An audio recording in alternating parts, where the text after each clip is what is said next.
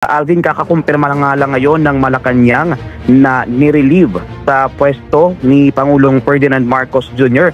si PNP Chief General Nicolas Torre III. Batay dito sa kopya ng sulat mula sa Office of the President, ang petsa ay August 25 ay kahapon, at nakasaad din dito na para daw sa pagpapatuloy at epektibong pagpapaghatid ng public services ng PNP ay pansamantala muna siyang nire-relieve sa pwesto at inaatasan na i-turn over muna yung kanyang mga dokumento at iba pang mga impormasyon na hawak ng hepe ng PNP sa kanyang opisina habang wala pang ina-assign o itinatalaga bilang kapalit na pansamantala bilang PNP Chief.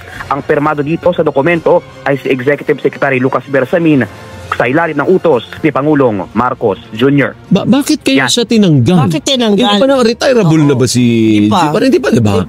May something, bakit siya pinalitan na Christian?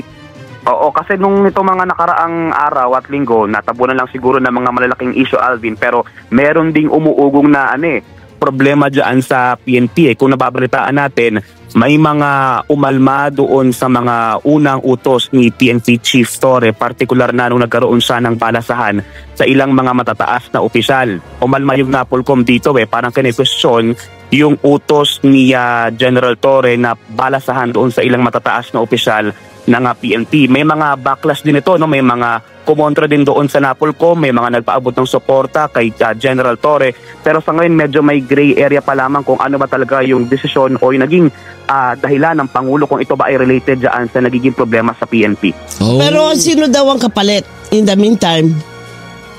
Sa ngayon, wala pang binabanggit ang Palasyo. Doris, abangan natin siguro sa mga susunod na oras kung ano yung update mula mismo sa Malacanang, kung sino ang posibleng humalili muna bilang tagapamuno ng Philippine National Police. Yung nasa memo, ang nag-relieve kay PNP Chief, si Pangulo mismo o si Executive Secretary?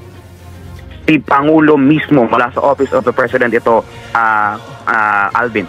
Kapapasok lang po na balita, tinanggal sa pwesto si PNP Chief General Nicolas Torre III at kinumpirma po yan Executive Secretary Lucas Bersamin.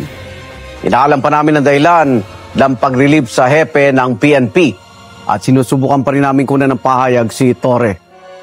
Ivan, ano sabi sa ni Secretary Bersamin? Kanina nga, bago tayo suming pawawid, may umiikot na dokumento na nire-relieve nga si PNP Chief Torre. So minabuti natin kumpirmahin yung dokumento kay Executive Secretary Lucas Bersamin na paminsan-minsan nakaka-text naman natin. At kinumpirma po niya, yung dokumentong yan ay lehitimo at pirmado niya. Okay. Abangan natin sino magiging tagapangalaga ngayon ng Philippine National Police. Tanong, reaction dito ni PNP Chief Torre.